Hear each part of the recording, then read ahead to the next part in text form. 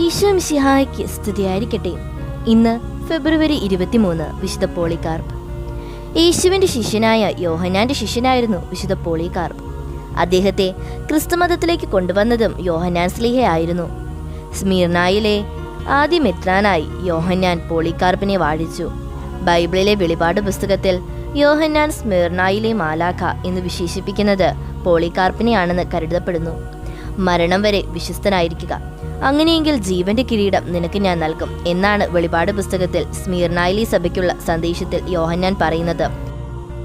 2-ാം നൂറ്റാണ്ടിന്റെ ആദ്യ പകുതിയിൽ സഭയുടെ പ്രവർത്തനം വ്യാപിപ്പിക്കുന്നുവെങ്കിലും ക്രിസ്തുവിന്റെ സന്ദേശം പ്രചരിപ്പിക്കുന്നതിലും പോളികാർപ്പ് പ്രത്യേക ശ്രദ്ധ വച്ചിരുന്നു.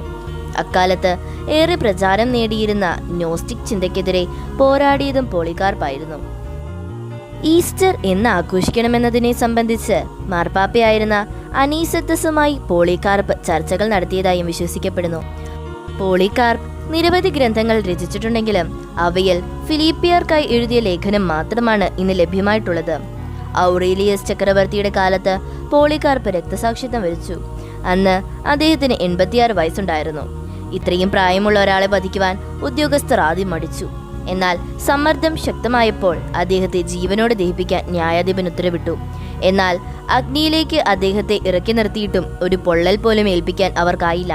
ഒടുവിൽ കുന്തം കൊണ്ട് കുത്തിയാണ് പോളികാർപ്പിനെ കൊലപ്പെടുത്തിയത്.